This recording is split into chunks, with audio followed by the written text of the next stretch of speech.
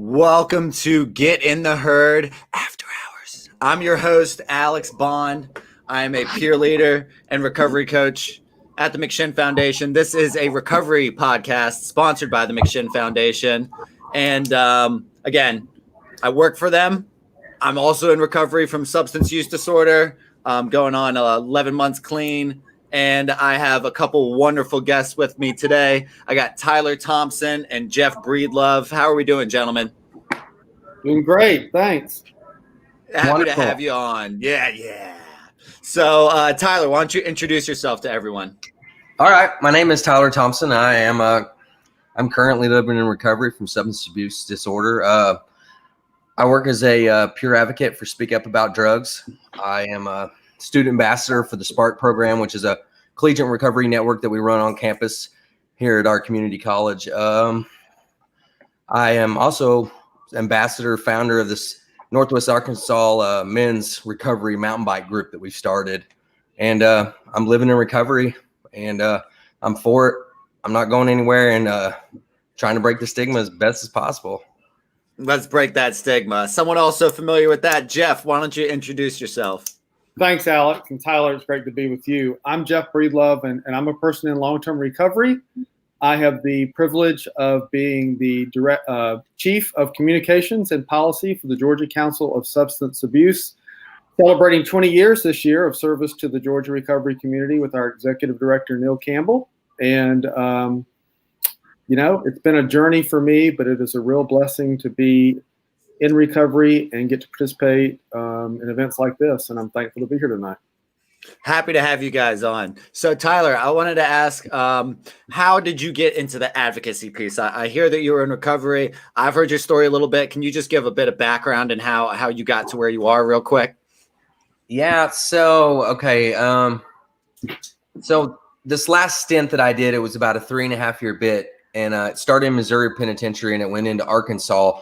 And I heard about this program from a guy in Missouri, and it was a 12-step program, year-long, faith-based.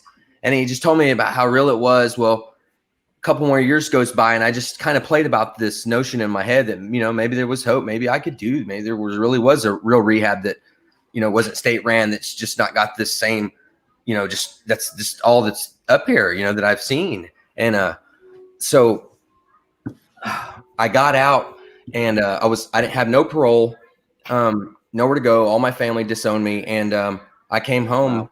And I started getting high again, and I loaded up everything I had. I found this rehab, and my parents helped me get into it. I was there 6 months. My grandma passed away. I came home, relapsed on fentanyl. So went back, did my year, stayed my year, stayed about 4 more months as a mentor, big brother, second mile program. And was just like, I just kept feeling like this urge, like something more. And I was in Branson, Missouri, about an hour and a half from here. So I did a lot of praying, a lot of thinking, and I moved home. Went to work at Harley Davidson as a salesman, no sales experience, scared. Started going to every meetings, NA, AA, Celebrate Recovery, anything and everything I could. And my fiance was volunteering with the lady, Gina Algeier, and she was working with the youth at-risk youth. And I thought, shit, that's right down my alley. And so I went with her one night, and she had commented on my t-shirt or something, oh, you ride bikes. And I'm like, yeah, I love bikes. I love, and she let me come in there. And I thought, with my background, there's no way, I'm lost right now. I'm thinking I just probably need to go back to Branson, where I've got this accountability and structured environment that I'm so used to. I went to prison at 17, 12 separate trips in and out over 15 years, all drug related, from passing out on Xanax at a stoplight, you name it. And so I just keep volunteering with Gina, and she offers me a position to come work for her. And I guess you can call it work. It's the same thing I would be doing if it's my life. And it's led me, she told me one of my stipulations is to enroll in college. I got my GED in prison. I was 18 when I went out of high school. And that's not a bad caveat. Yeah, no, we're going on a year now. And, we've got mountain bike groups. We've got mothers that's lost children. We've got women's group just getting fit. You name it, to our group with the at-risk children that we're going out until, COVID's kind of slowed things down. But we're lucky to be in such a well area and have good resources that we're able to start putting things together. And we're just trying to make this work, because it's a bad time. And we all know that. Yeah, but we keep pushing on regardless. I mean, that's what I hear, is like you still find a way to do all of these things, even in what could be considered, the worst time possible, with the most opioid overdoses that there's got to be possibly ever been, right? So, Jeff, you have a history in politics and have come out and kind of, dug your heels in the sand saying, I'm Jeff and I'm in recovery. How does that work? It seems counterintuitive. So I'd kind of like to hear a bit about that. Yeah, it wasn't part of the plan 30 years ago. But, look, I was blessed, to get a chance to go to work in politics when I was in college, and do some internships and then get a job. And I entered into active addiction. And I tell people, you got to remember, back in the 80s, we didn't have smartphones. The way we managed time was very different than we do now. And I manipulated that time, and I could disappear for 3 or 4 or 5 hours, and it was perfectly normal back then. And I learned how to manipulate the system. And I maintained it for a number of years until, I lost my first job. But here's how bad the stigma was. They didn't want to have me arrested. They didn't want any awareness that they had one of those people involved. So there was, here's your severance pay. Here's a reference. Please leave. And I would get job after job after job. And my wife stayed with me, and I ended up in 8 states, worked in Congress, worked all out west, and get a job, lose the job, get a job, lose a job. And that's how it went until October of 2016, when I was the chief of staff for a commissioner in a metro Atlanta county called DeKalb County, Commissioner Nancy Jester. And we are pretty strong supporters of the DeKalb County Police and Fire Department, and did a lot of ride-alongs with the police. And that's cool. I went on a binge, got arrested by my own police department. They do not take you to jail immediately when you're the chief of staff, when they know who they have. They took me to headquarters, and 6 hours later, the DeKalb County Police Department saved my life. They decided to send me to jail and charge me with a felony. Wow. And I spent a number of days in jail before I got out. And long story short, there, Nancy did fire me at the time, and she had to process through all this. And I go to treatment at a place in Atlanta called MARR, MARR. It saved my life, and I would not be here today without that opportunity. Stayed there 90 days. And it occurred to me while I was in there that I didn't do the anonymity part right, because it made the Atlanta news, not because of who I am, but because of who I work for and the universe I live in. So I'm thinking, well, this isn't going to work very well. And I didn't know what I was going to do. And while I was in treatment, Tyler, much like you referenced, my father died of a heart attack quite unexpectedly. And he was a big part of the life story that I was giving. He was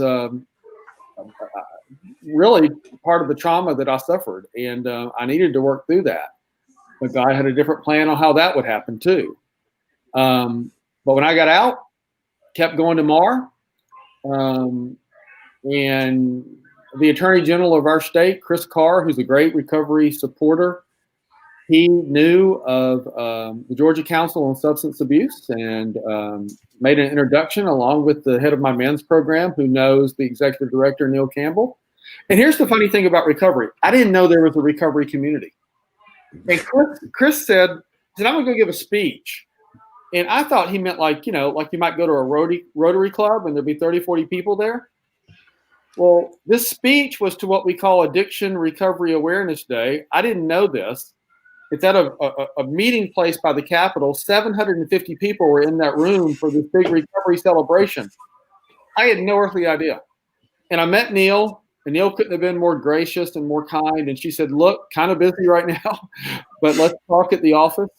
She invited me for an interview, and one thing led to another.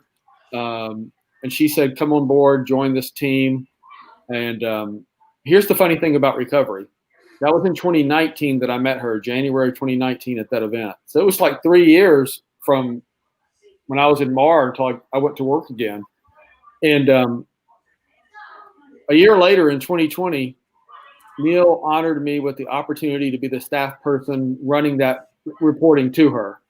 So I went from not knowing what it was to reporting to the executive director in 1 year.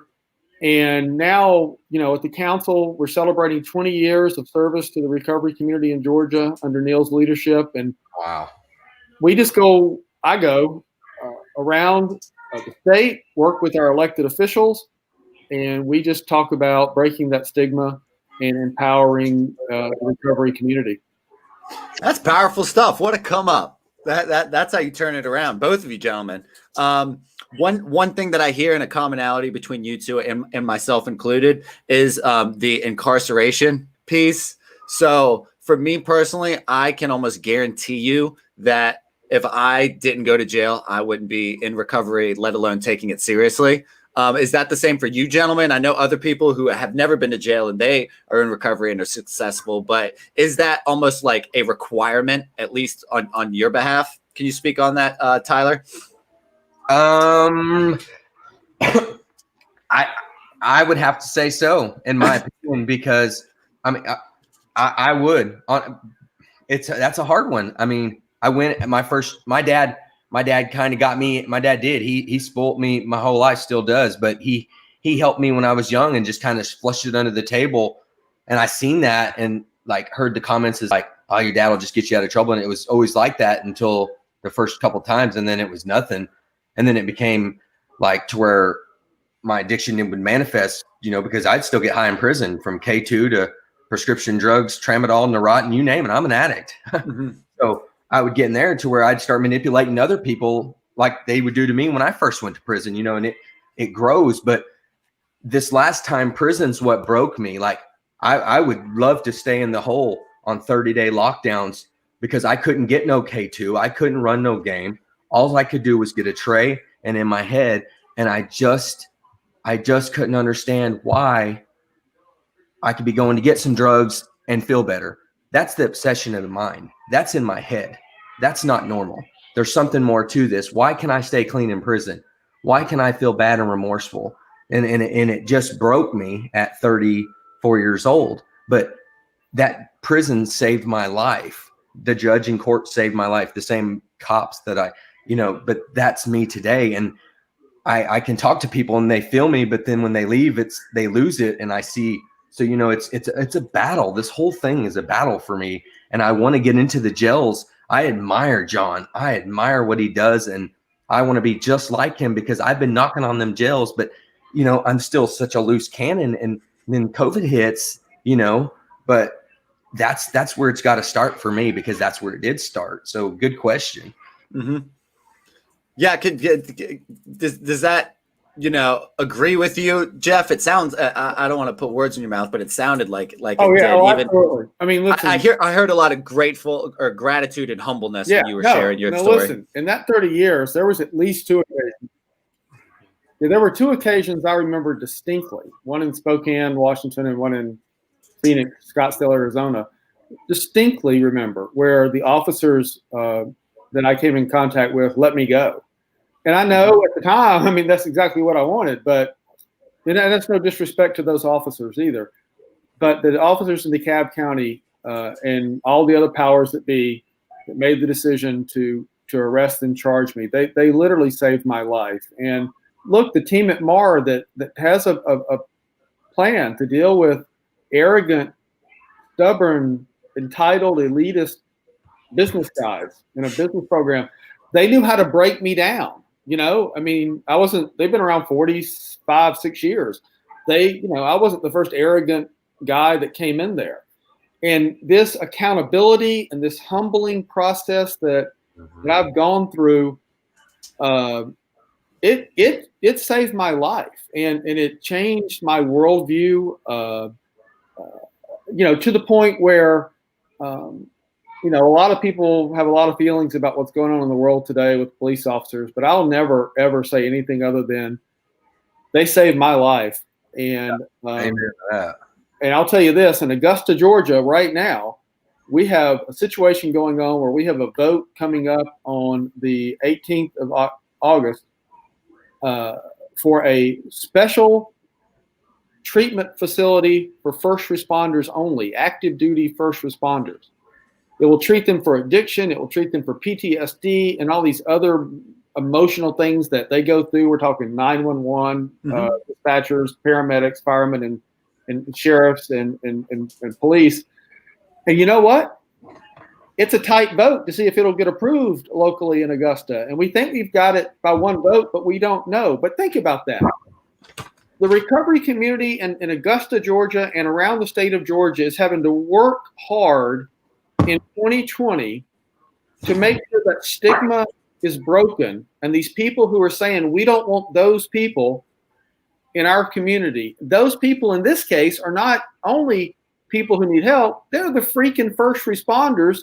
Yeah. The same people call at 911 and when the house is on fire.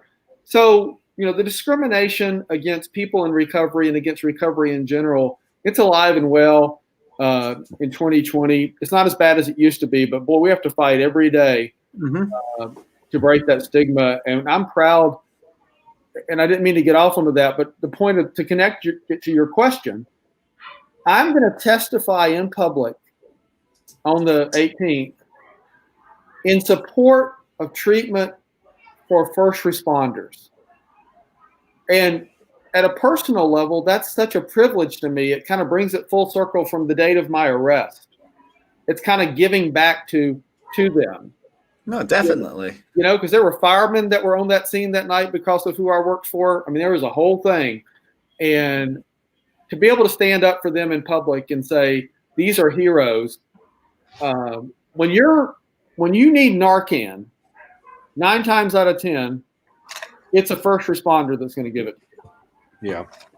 It should be an unabashedly bipartisan issue. Like there is no reason that we should have to fight for the rights of people who bail us out when we're in trouble, and then we just throw our hands up when they are. You know what I'm saying? I mean, that just seems so hypocritical in general.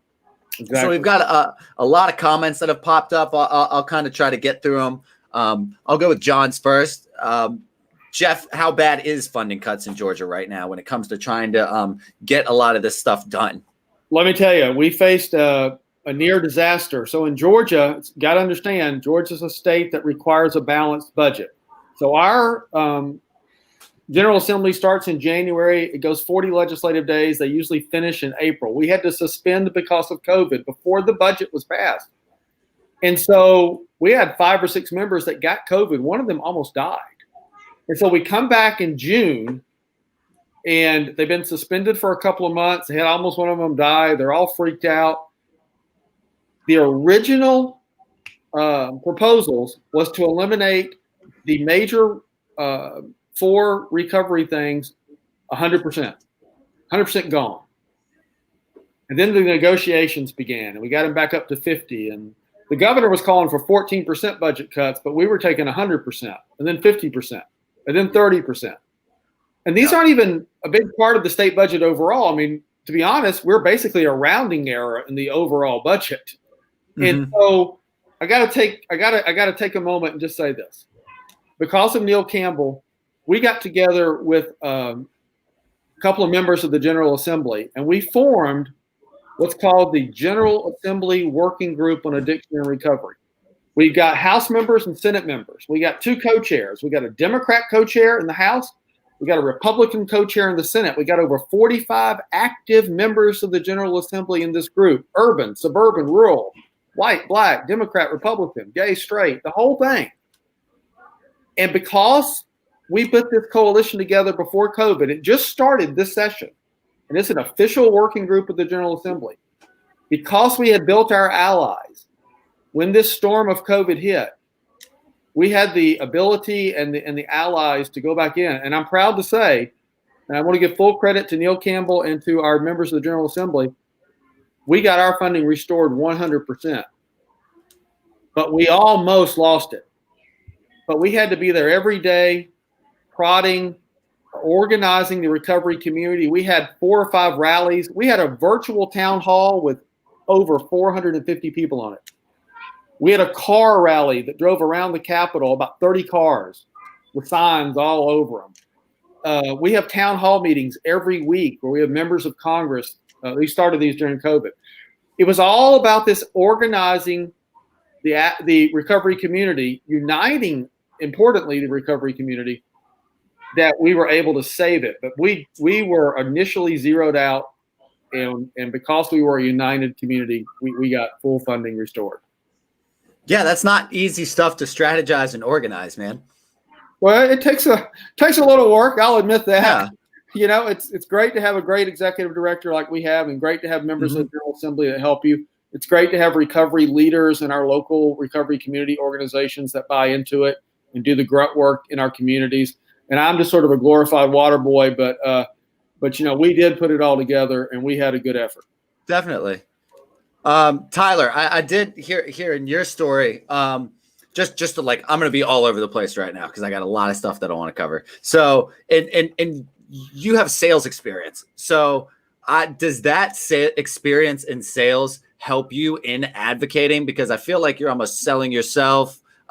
Similar, Jeff, with politics. I think that we as people in recovery, or addicts, whatever nomenclature you prefer, have a capability to, 1, be more resourceful than other people, and 2, are able to be self-aware of our strengths and weaknesses. Have you been able to almost like use that ability to sell things, to advocate in the way that you've done? Oh yeah. But, and that's where it's all got so weird for me. That's one thing, like, and I admire Jeff for saying, like, the program that saved his life. I have to say CORE did. I wouldn't be here if it wasn't for CORE, you know, in Branson, Missouri. And the thing they taught me that really started getting me out of my head was it's not the drugs, it's you. You got to check your motives, you know, and I started checking my motives. So as I start to do this, like, I can see when I'm talking to somebody, I can tell them, no, look, man, we're going to make a list and we're going to do this. I need you to this or this. And I can feel myself like I'm almost selling it. And then it's instantly like, as soon as they leave here, they're not going to have that but 5 more minutes. And they're going to be like, you know, shit, it's quiet and it's dark now. You know what I mean? And so I have to, yes, and it does. And because, you know, like John said, I'm not going to the meeting to go to the meeting. You know, it happens before and after the meetings when the magic happens. But I'm going there to get the newcomer. So I have to learn, I have to make sure I'm doing it for the right reason. Like when I want to not sell them treatment, you know what I mean? Because I want it for them so bad. And I know that what I'm learning is it's just getting, with like with the medicated assisted treatment, Mm-hmm. I'm still learning every day. I don't need to just be like, no, man, you can get clean. I can detox you in 3 days and get you into a treatment program, and you don't need this medicine. I'm telling you, you need to try total abstinence. And just because that worked for me doesn't mean it has to work for the next person, and that's the only option. So that's where I'm learning, like, I don't need to just sell them on treatment, detox, total abstinence, or in that order. So for me, yeah, it does feel like kind of the same thing. Mm-hmm. Well, that's one thing that's impressed me about you, is that you have a salesman quality, but you don't package it as like, here, you should buy into this hope and experience and strength, and you'll get rewarded if you do all this stuff, but actually just authentically telling people with your heart and compassion, and instead of trying to feel like, I don't know, when I've talked to people, I feel like I'm accidentally trying to manipulate them into like, you should do this thing, it's so cool, instead of just saying like, look, man, my life's better than it's been, and that's all I could say, like, and trying to convince people without almost overselling it or something like that, which has impressed me about you, is it doesn't feel like you're ever selling that. I believe that's the stigma of the addiction, and is to feel that way. I believe it's like, I don't know. It's almost like I look back now and it's like, how selfish was I? Because the whole time I knew this was wrong. You know what I mean? Mm-hmm. Like so it's just, it's hard, but it's passionate. I get it. Yeah. It's not an easy line to tread. Jeff, Johnny Fab, our good buddy, I had him on last week. He had a great little story about, right here, a little over a year ago, a man died on a Delta flight of an overdose. Have you heard any progress on having naloxone on flights? Yeah, first of all, yes, I have, and I want to thank Johnny. Johnny was on that right away. I learned about that thanks to his post on Facebook, and I know, I just want Johnny, you're a great leader, and love you, brother. I did have a chance. Well, let me say a couple things. Full disclosure: my dad worked at Delta for 45 years before he died, and so I'm Delta born and bred. But I met with government affairs at Delta about this issue around that time. We got assurances that they were taking it seriously and we're going to follow through on the pledges from Ed Bastian, the CEO. I have met the CEO in many capacities. I know things about him and his family, and I know his heart is with us. I know that Delta sends their pilots to treatment in the way few other Fortune 500 companies do. They're very open about it. I know many Delta pilots who have gone through MAR. So, Johnny, that's me dancing around by saying, yes, I've had a meeting with them, and I need to do a follow-up meeting. Let me say that right here publicly. Of course, we got a little sidetracked with the budget and COVID, but I see the Delta government affairs people, and I will reach out to them, ask specifically for a follow-up and an update, and ask them for something that we can give a public report on our social media platforms for you. But Delta is a wonderful supporter of recovery, but they need to do more. They need to follow through on this. And thank you for reminding us. Yeah, I appreciate the transparency. I think all of them need to do better. I do want to, Tyler, Jamie specifically asked you a question. How do we speak up to governors about, recovery, substance abuse? You got a T-shirt on that says "Speak Up About Drugs." So how do we do that specifically, especially to our lawmakers and our politicians? Let me tell you here. So, in my book, lawmakers and politicians, to me, are the same thing, because I was just ignorant. I was in jail most of the time, so I'm still learning that side. I've got two wonderful ladies that work with me that kind of harness my energy, but I'm learning right now that the only thing that I can do to speak up is what I'm doing right now. I'm doing right now is my college is getting up in the morning at 7 o'clock to go pick 3 guys up, to carry bikes, to go ride, to listen, to hear, to talk. That and I feel like, when COVID hit and I went and got a part-time job at Walmart, I worked 6 hours and they came in there and they escorted me off the premises. And Wow. yeah, because of my background, and they had hired me. And, you know, that was like, I knew it was going to happen, but it really cut me down. And same day I went and got a job at Ace Hardware just to almost prove, you know, because this whole last year moving out of treatment after 2 years almost in treatment, you know, so I'm wanting to learn about like get my record expunged so that I can vote, so that I can, you know, do things that I've never done. But before COVID hit, I was every chance that I could see something happen at the Capitol, I would hit my boss up. Hey, they're doing something down here, you know. And luckily we have a guy that's been through what I've been through, but twice times two, that's already in the state capitol, that's down there in the heat of the mess, that's kind of already paving a way for us. Jimmy McGill is doing it. And so I fell out of prison and heard about it. And I thought, this is real. This is not a AA 12-step thing or just a, you know, like a sponsor. What is a community of recovery? What is a pure advocate? What you mean? There's a purpose for me. So now I'm learning, like, man, if I can, I going to wear a nice suit and go down to the Capitol, and I start seeing congressmen and I see these people, and it's like, keep your mouth shut, keep your mouth shut. You're going to run your mouth. So I just have to remember, you know, I always do the right thing when no one's looking, and I'll get there one day to maybe I can meet them and say, you know, I'm sorry for what I did, and I'm really glad that I can be here next to you working. And that's where I'm at, is my actions.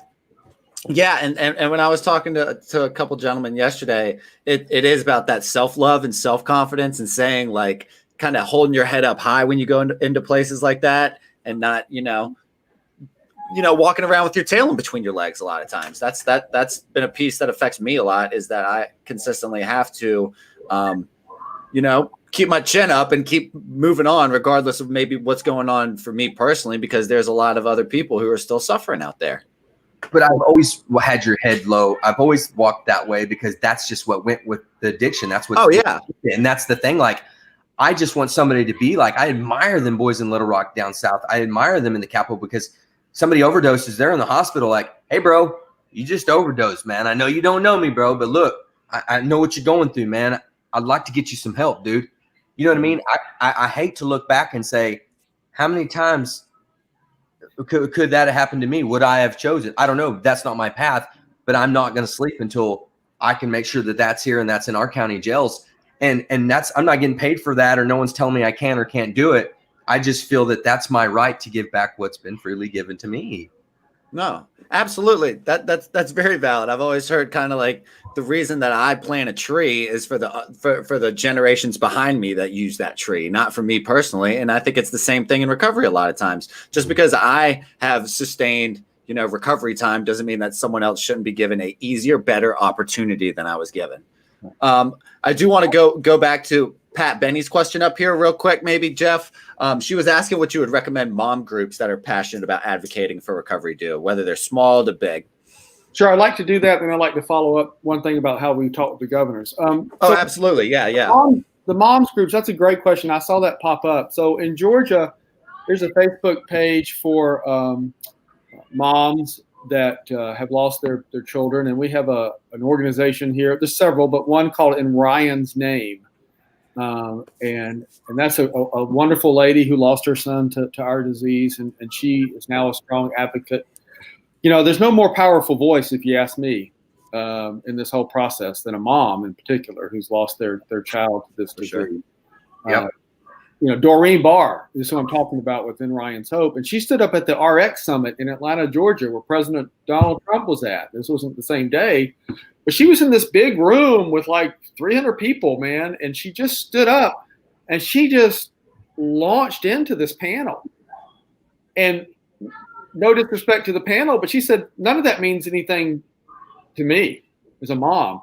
And I'm in the back of the room just kind of standing up, right? And I saw her, and I beelined it for her when it was over. It's the first time I met her, and I'm just the biggest fan of hers in the whole world. So the first thing that I think every mom should do is understand your voice is a powerful voice. The second thing is, within your state, research if there's already a group of moms that have organized. call, like in Georgia, call the Georgia Council on Substance Abuse. Call a reputable recovery place. The reputable ones will tell you about other groups of moms. And if there's not one, just call us. We'll put you in touch with moms in Georgia. Yeah. And let them help you figure out how to start one where you live. So check this out. At that ARAD day that I talked about in 2020, so those moms in Georgia bought these large banners that had a collage of faces, children mostly, that have been lost to this. And we didn't have any room for them in that building. So we just decided to put them up outside as they came in the door. Well, the governor and that will be a good segue to the governor. So the governor of our state, Brian Kemp, came to kick off our event. When he walked by, he just stopped and was just moved when he realized what he was looking at. Mm-hmm. And the people he spoke to the most that morning were those moms. So moms out there, you've got a powerful voice. It's just like planting that tree analogy right there. You may have lost a loved one, a child, but boy, you can do great work for so many others if you're willing. Just contact me. My email's up there. We'll get you in touch. If you're out there wondering how to help, send me an email. We'll find you somebody in your state, in your city to get in touch with. But, that governor's question, that's a great one. And just a practical thing, I teach these recovery classes, these advocacy classes for the council. And if you send me an email, we're happy to plug you into our next virtual one, no matter where you live. I saw Claudia Hamilton was on here. Maybe she'll say they weren't a complete waste of her time. But we'd love to be able to have anybody from anywhere join us. And coming up is National Recovery Month, right, in September. And International Overdose Awareness Day on August 31st. On Monday on our website, we'll have 2 templates up there of proclamations. One for August 31st itself for Overdose Awareness Day and one for Recovery Month. Take those proclamations off our site. Email your governor and say, hey, how about doing a proclamation for these 2 events in our state, Governor? I'll tell you this, in the interest of time, I've worked for our governor, one of our governors, and I've worked for members of Congress. They're more scared of you than you are of them, especially with social media. They want to win votes. So they want to build alliances. Don't be afraid to ask them to do legitimate professional things for our cause. And more times than not, they want to say yes. They definitely want to, in my opinion. And I don't want to ride your coattails too much, but I have been helping out and working volunteering for a nonprofit International Recovery Day, the last day of September there. And, stuff like that isn't too hard to do, to try to contact someone and say, like, what I've been doing was cold calling places to see if they could light their building purple. That was pretty much as simple as it was, but I kept throwing lines out there and then people started getting back to me. Now I got Niagara Falls, the Rock and Roll Hall of Fame, just because I simply asked. It wasn't like that complicated or anything. It was just like, and it wasn't like there was a plan in front of me. It was a trial and error thing that gave me experience, helped pay it forward. And then that's what it's all about to me, is trying to find knowledge, then utilize it to the best and fullest of its ability. I wanted to ask Tyler, just to pivot a little bit. I had the great fortune of teaching you. You were in the recovery coach training class that I did last week. And I thought it was awesome. It was my first time doing it. You were wonderful during the whole time. And it is something that we have done monthly at McShin. It's like one of the only, they made that personal manual that you got and that everyone ended up getting at the end. What did you take away from it? And how could that, I don't know if you could give a crash course in it. What was the importance of it, or how did it help you in any way? If you could tell people what that was. Well, I actually took 2 things. I stole 2 of the books. I want to be honest. That's how good it was. Oh yeah. We let you have the other one. I need to return that one. I would say, coming there was one thing, but then being in the class and immediately start working on my story, for me to say, because my boss and my job and my school and everything's like your story, your story, your story. And it's like, I write something down, but then it's like, oh, butterfly, it's like, but then to hear it. And then right after I started cussing, John had to talk to me about Jesse. So I had to be mindful. And then you come off and say, you need to know, we start talking about instantly about knowing your crowd, but not being somebody that you're not, but not overdoing it to warm up your crowd. You know what I mean? And for me, that clicked because right now I really want this.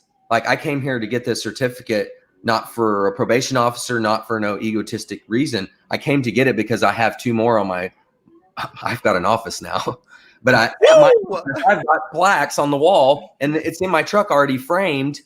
And I can't wait to go put it on the wall. But, so for me, that when you started talking about that, it was like, okay, so, knowing my crowd.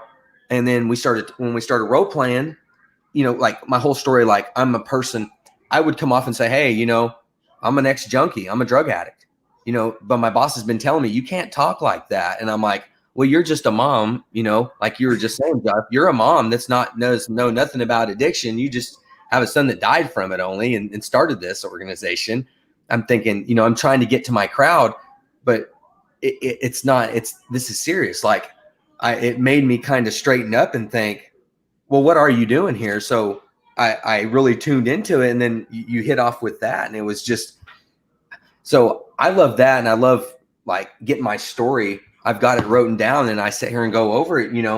I'm a person living in long-term recovery, short-term recovery. How do I want to say it? Because I need to start having pride for it. Like I need to step up in there and have confidence about this and not be like, even my work, like today I got back on my computer and I need to go back and retype from being up there and being around John.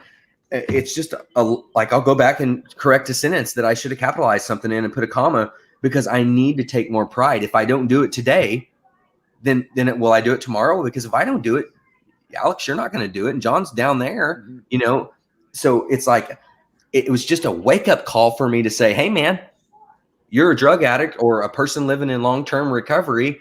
And here's an opportunity to come take a class to better sharpen your sword. And I did it and it sharpened it and extended it. And for me, it was awesome to be able to come down there to get that crash course in 2 days. And I seen people that's not even, there was some people with 30 days recovery that were taking it just like me, that were like, and I'm like, yeah, man, there's hope. Like, you know what I mean? I have no background in any of this. I have a long 6-page rap sheet for theft, for drugs, for home, you hear me, growing, you name it. And all I did was stay adamant about it and stay passionate, humble, and check my motives. And I got offered a job, and guess what? You can too. And if you don't think it's right, do like Alex just said, go knock at the sheriff's office. Hey man, I'd like to get in here and speak to people. Hey man, I'd like to get in here. It's 2020. Things are changing, man. You know what I mean? And I just love the whole atmosphere. It set a fire in my ass, No, that's beautiful, man. And I always kind of compare stuff into how I was in active addiction versus how I am now. And it's the same. It's kind of the same thing. I gotta like want this stuff as much as I wanted that next or that last or whatever you want to call it. And as you mentioned, people coming in with 30 days clean and maybe wanting to help someone out, maybe just wanting to learn about it anymore. It just shows an overwhelming sense of willingness. Is kind of the best way to put it. And I don't have the same story as everyone else. I don't think it's like a requirement to have more than so and so many days clean to help someone out, as much as it, there's no difference between 30 and 3 years or 4 years. If you want to help someone, and you're even still in it 1 day clean or whatever, you always can. There's nothing that qualifies you more than anyone else, whether it is a certificate or amount of clean time. And I think that's an important takeaway that I hear from what you're saying, Tyler. Yeah. Jeff, there was a question up here I did want to get to. Jamie was just firing off for a second. He is a good buddy. He listens to our podcast often, and as he said, he's an advocate that's working to try to get money into the local treatment centers. And we were talking about that a little bit. I kind of wanted to double back on it now. How do we get that money? I mean, I hear that you guys were working on a bill.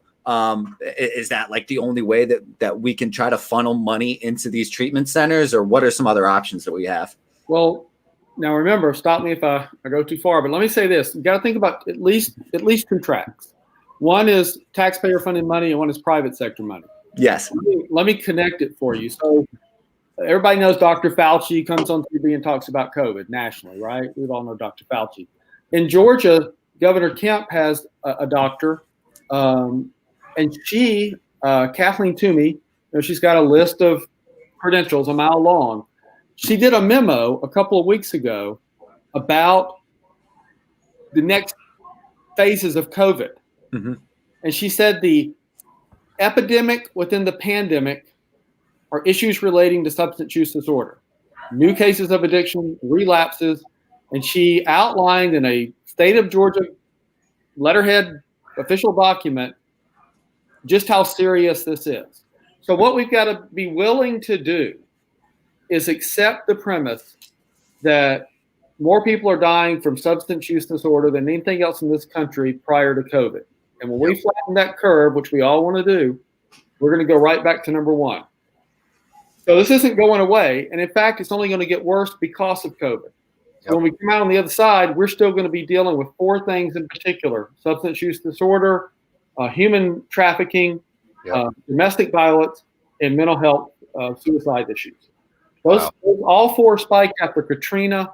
They're going to spike after COVID, and we're seeing the worst of it. So we have to be willing to go at the city, county, and state level, and most importantly, the federal level, and get our ducks in a row professionally to advocate for taxpayer-funded money. At the same time, you need to advocate to your businesses in your home state that their job force is frequently made up of people in recovery, and their customers are people in recovery. And we need some of these charitable dollars that have not gone to recovery before to now start going to recovery, because we're the epidemic within the pandemic.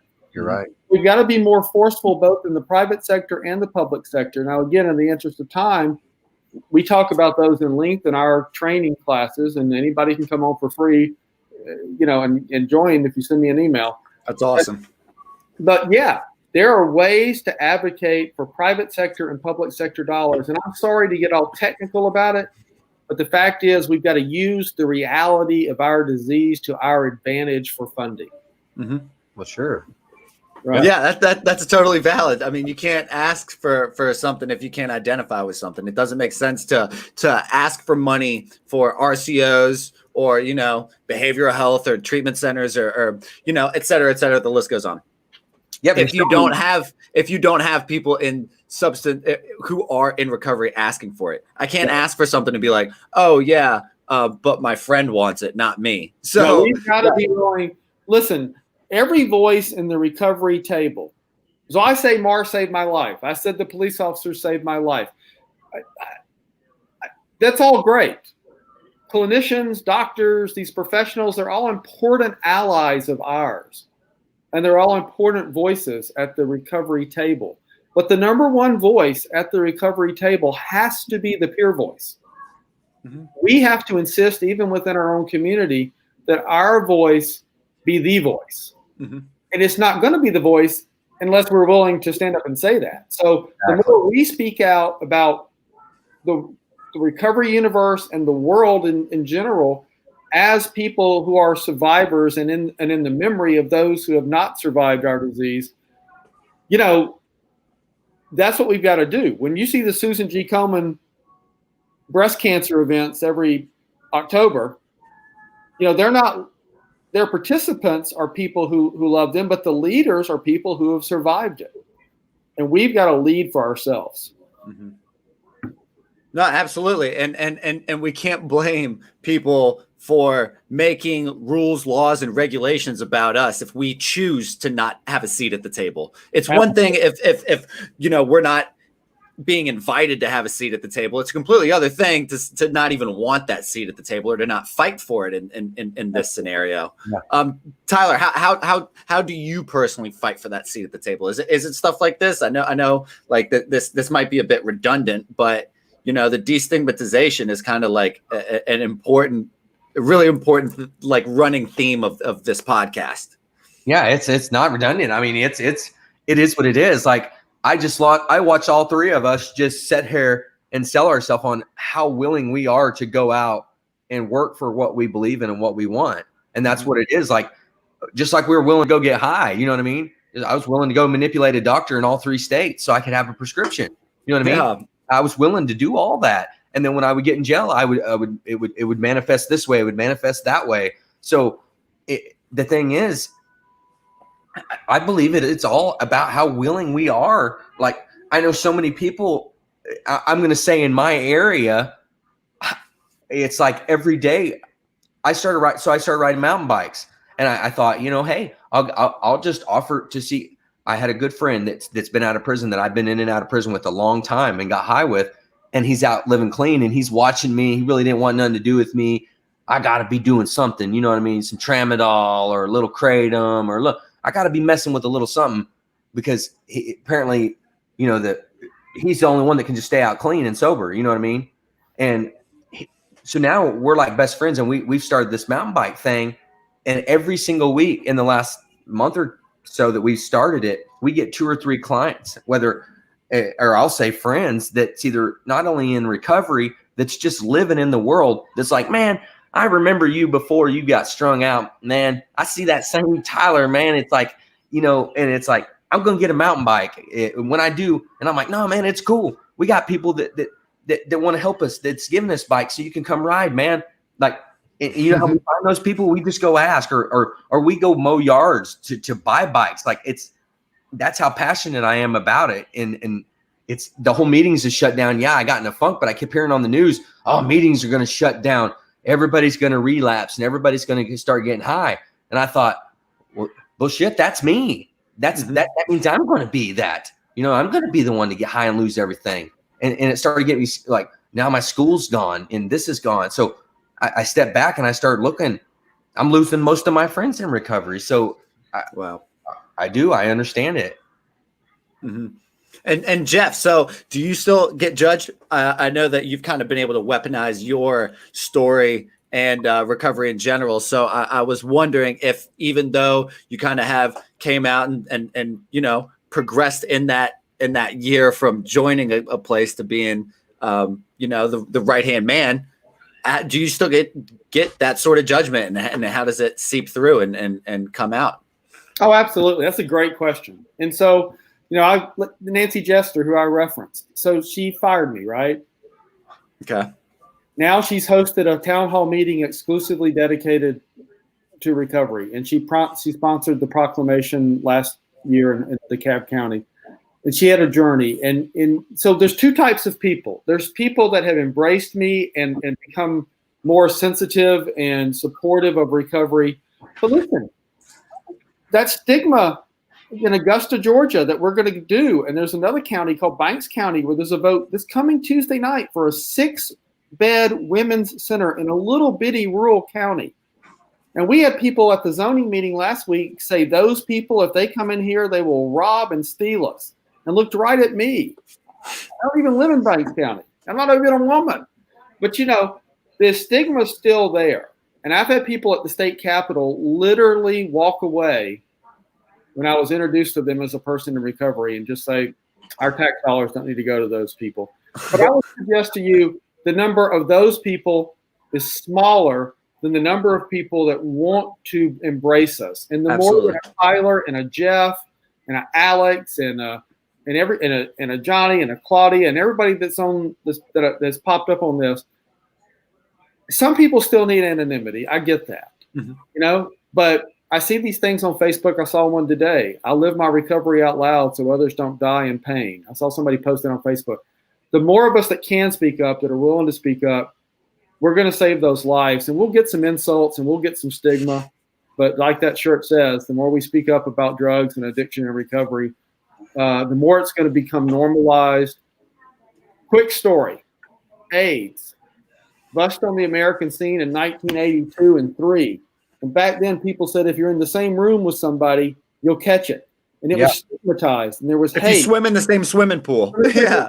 Now, check this out. In the year 2020, it's the #1 federally funded research drug at the federal level in Congress, and Democrats and Republicans fight with each other to see who can get the most funding for AIDS. We're not where the AIDS community is. To their credit, they organized and they mobilized and they've worked for very hard for a couple of decades to get the research that they want for that disease. And they've got Republicans and Democrats fighting to give it to them. The more we do this, the more your question will stop being asked. But boy, it's still real. There's still a stigma around our disease. Yeah. But also it's like, I got to remember that they're sick, but everybody has somebody in their family that is struggling. And the stigma goes, the soft, easy thing to do is brush it under the rug. We'll hope he gets better. No, we just have to say, no, man, like my boss is just dealing with something. You know where we're at, and this is all happening. Reach out to us. But no, we don't want to, because we feel like we run on self. We feel like we can do it ourselves. We can fix this. And that's where we need to all come together. Like you said, we have to. We need to come together. And here's a real example. In that Banks County situation where we have the final vote this Tuesday with the county commission, I'm not going to say their names, but there's 4 county commissioners. 2 of them were in a meeting with the proponents, and they have family members involved in our disease. Mm-hmm. And one of them is for us, and one of them is still struggling with their emotions and their feelings about their loved one. Confused about it. Confused. And they needed some private talk, and they needed to hear from the recovery community. And God bless that elected official for coming in that room and being willing to ask those questions they needed to ask to process their own personal life, to mesh it up with their public service. The more we do that in a small county, population-wise, like Banks County, Georgia, or a big city like Atlanta, Georgia, and everywhere in between across this country, the more lives we're going to save, and the more we're going to change the culture of this country.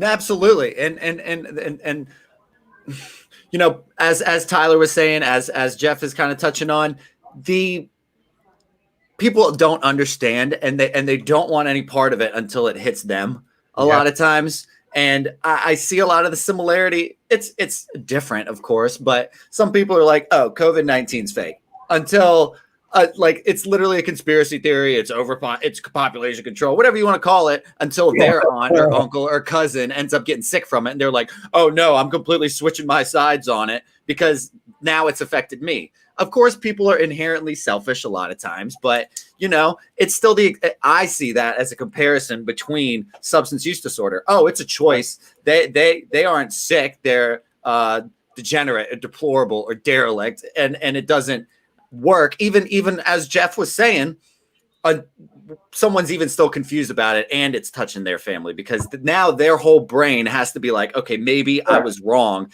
Admitting when I'm wrong is a very hard thing to do. Right, exactly. It's a serious thing, but see, it impacts more families and more people than anything else in this country right now. And so, unfortunately, that means bad medical things happen. But from an advocacy point of view, it means we have a platform by which to educate.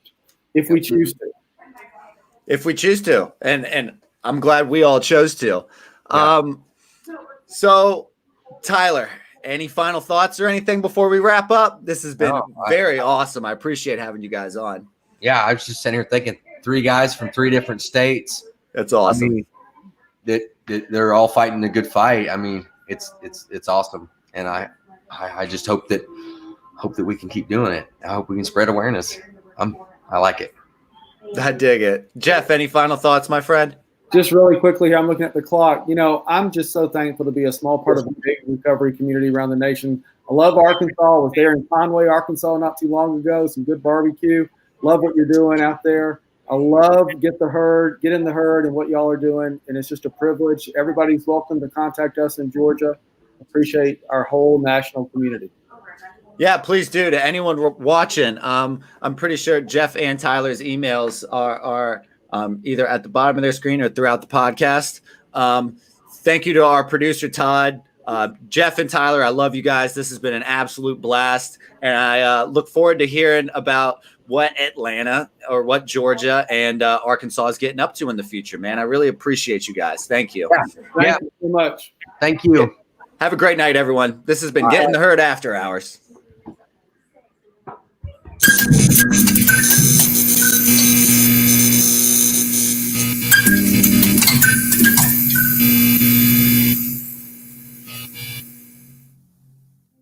One thing we do here, we always educate our participants. I want you to leave here after your 30, 60, 90 days or however long you stay and leave. I want you to be educated about the disease of addiction, about substance use disorders, what you need to do to personally recover. But I want you to know why we don't have the support we should have. I want you to know where all the funding goes, what the thinking is of our culture, why we're the way we are. And just for the record, everybody put their right hand up. I hereby deputize each and every one of you as an ambassador to be a face and voice of recovery from here on out. You've just been deputized. You just became ambassadors of a recovery movement, an authentic recovery movement. What authentic means is about people in recovery themselves. This is our call to action.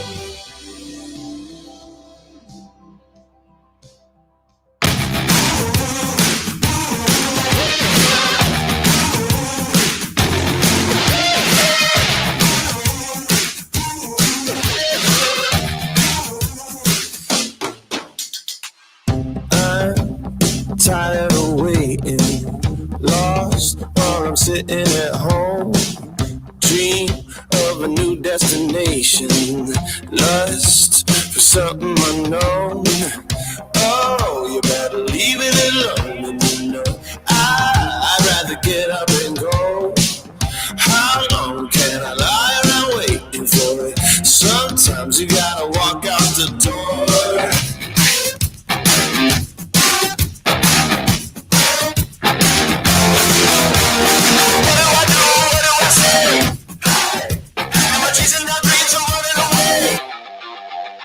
No limits, no ceiling, no crown.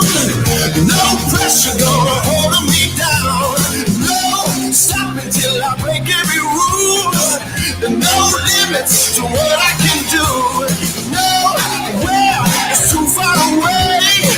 No border gonna stand in my way.